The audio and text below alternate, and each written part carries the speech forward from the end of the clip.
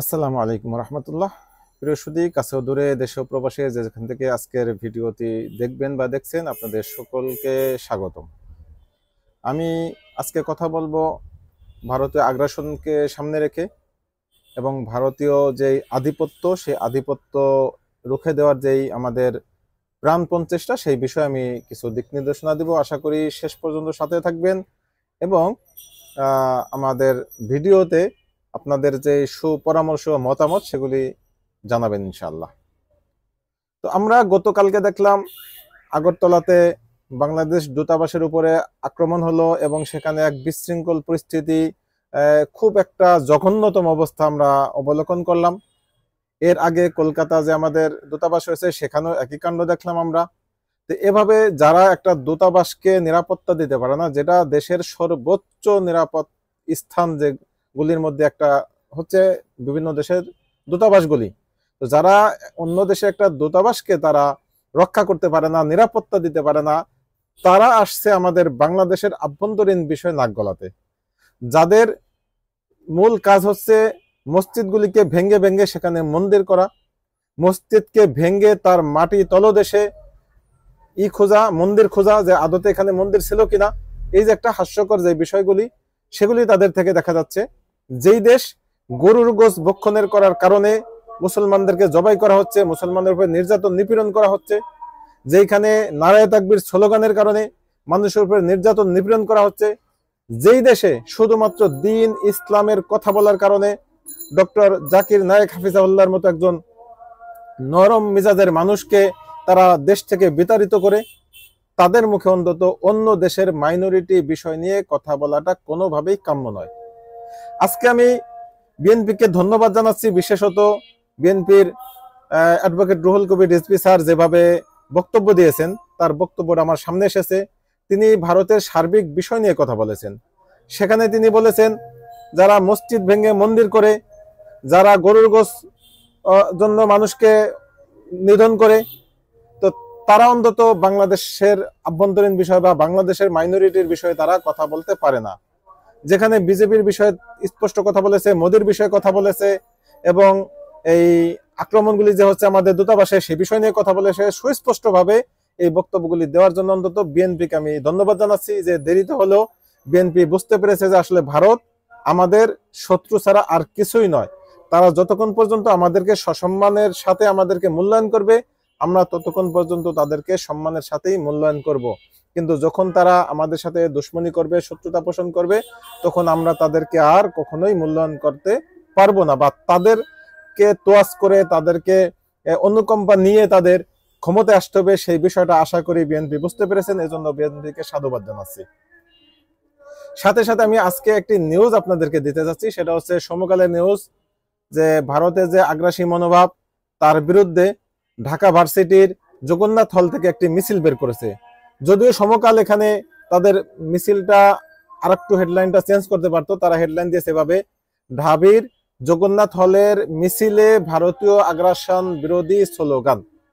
এখানে জগন্নাথ হল বললে সকল ছাত্র হিন্দু, এই কথাটা অনেকেই বুঝবে না। স্পষ্ট করে এখানে যদি হেডলাইনের ভিতরেই বলতো যে জগন্নাথ হল থেকে সনাতনী ধর্মাবলম্বী ছাত্রদের মিছিল, তাহলে বিষয়টা আরো ক্লিয়ার হতো। যদিও তারা ভিতরে এনেছে, আমি নিউজটা একটু পড়ছি আপনাদের জন্য।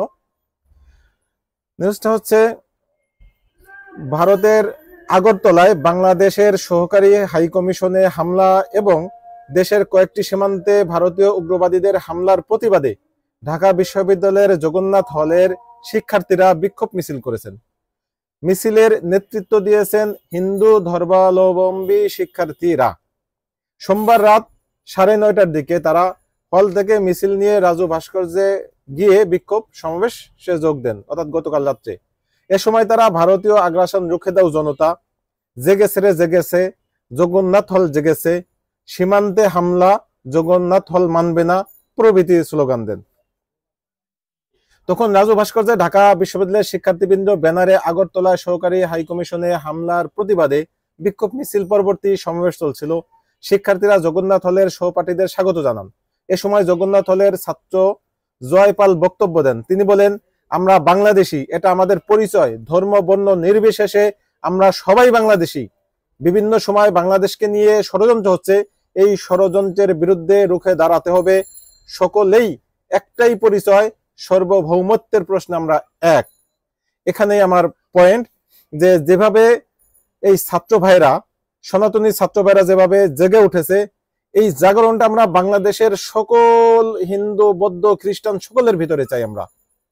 এই প্রশ্নে, যেখানে বাংলাদেশের সার্বভৌমত্বের প্রশ্ন, যেখানে বাংলাদেশের অস্তিত্বের প্রশ্ন, যেখানে বাংলাদেশের ভাবমূর্তি নিয়ে সমস্যা তৈরি হচ্ছে, এই প্রশ্নে অন্তত কারো দ্বিমত পোষণ করার কোনো অধিকার নেই। যদি কেউ দ্বিমত পোষণ করে, বুঝতে হবে তার জাতীয়তাবাদের সমস্যা আছে, বুঝতে হবে তার দেশপ্রেমের সমস্যা আছে, বুঝতে হবে তাদের দেশ নিয়ে ভাবনায় সমস্যা আছে, তারা দেশকে ধারণ করতে পারেনি। অতএব এই পয়েন্টে আমি বলবো, বাংলাদেশের যত হিন্দু, বৌদ্ধ, খ্রিস্টান যারাই আছেন, মুসলমান সহ সকলকে ঐক্যবদ্ধভাবে ভারতের এই আগ্রাসনের বিরুদ্ধে রুখে দাঁড়াতে হবে। এবং প্রত্যেকটা জায়গা থেকে মিছিল, মিটিং, সমাবেশ করতে হবে। এবং ওনাদের ব্যানারে আমি চাচ্ছি একটু বেশি আকারে যেতে হোক, যেটা অন্তত ভারত দেখুক যে আসলেই বাংলাদেশের অভ্যন্তরে তেমন কোনো সমস্যা নেই। হিন্দুরা ভালো আছে, বৌদ্ধরা ভালো আছে, খ্রিস্টানরা ভালো আছে, শুধু শুধু তারা মায়া কান্না করছে। কেন? কারণ ওই যে ওখানে একজন কুটচালকারী কিন্তু রয়েছেন, যার মূল উদ্দেশ্যই হচ্ছে কুটচাল দেওয়া, যেগুলো আমি আগেও বলেছি। নিজের মিছিলে আক্রমণ করে তিনি কুটচাল করতেন, নিজের গাড়ি বহরে হামলা করে তিনি কুটচাল করতেন, নিজের ট্রেন যাত্রায় সেই ট্রেনের ভিতরে আক্রমণ করবে আগের থেকেই সাংবাদিক ফিট করে রাখতেন এবং খোঁজ খবর নিতেন যে আক্রমণের কি খবর, কতক্ষণ আক্রমণ হবে, অগ্রগতি কি। তো এই ধরনের একজন নষ্টা, ভ্রষ্টা এবং সবচেয়ে নিকৃষ্ট চরিত্রের মানুষ, যার চরিত্র নিয়ে অনেক কথা আছে, যেমন মৃণাল কান্তি দাস, তাকে নিয়েও ওনার সাথে অনেক অনেক বক্তব্য আছে। এই ধরনের একটা ভ্রষ্টা মহিলা, সে এখন বাংলাদেশের কে আগুন জ্বালানোর জন্য, বাংলাদেশকে একটা অস্থিতিশীল পরিবেশ তৈরি করার জন্য বিভিন্নভাবে, নানাভাবে তিনি ষড়যন্ত্র করে যাচ্ছেন।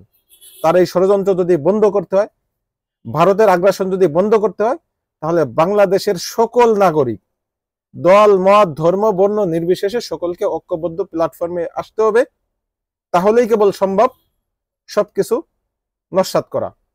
যে এখন যেভাবে সকল দল একতা হয়ে গেছে, 5ই আগস্ট পরবর্তী বিভিন্ন দলের ভিতরে কিছু বিপরীতমুখী কর্মকাণ্ড পরিলক্ষিত হলেও আবার যখন দেশের প্রশ্ন এসেছে, তখন কিন্তু সব দল আবার এক কাতারে এসেছে। বিএনপি, জামাত, সকল দল। আলহামদুলিল্লাহ, এটা আমাদের সৌভাগ্য যে আমরা দেশের স্বার্থে সবাই এক। দলীয় স্বার্থে বিভিন্ন দলের এক একটা এজেন্ডা থাকবে, সেই হিসেবে তারা বিচ্ছিন্ন হবে, ভিন্ন মতাদর্শ থাকবে, কিন্তু দেশের স্বার্থে আমরা সকলে এক এবং অভিন্ন। এই একই সূত্রে আমি চাই দেশের স্বার্থে সকল ধর্ম, বর্ণ আমরা এক এবং অভিন্ন। এই আহ্বান রেখে আমি আজকের মতো আমার ভিডিওটি শেষ করছি। ভালো থাকবেন। আল্লাহ হাফেজ। আসসালামু আলাইকুম ওয়া রাহমাতুল্লাহি ওয়া বারাকাতুহু।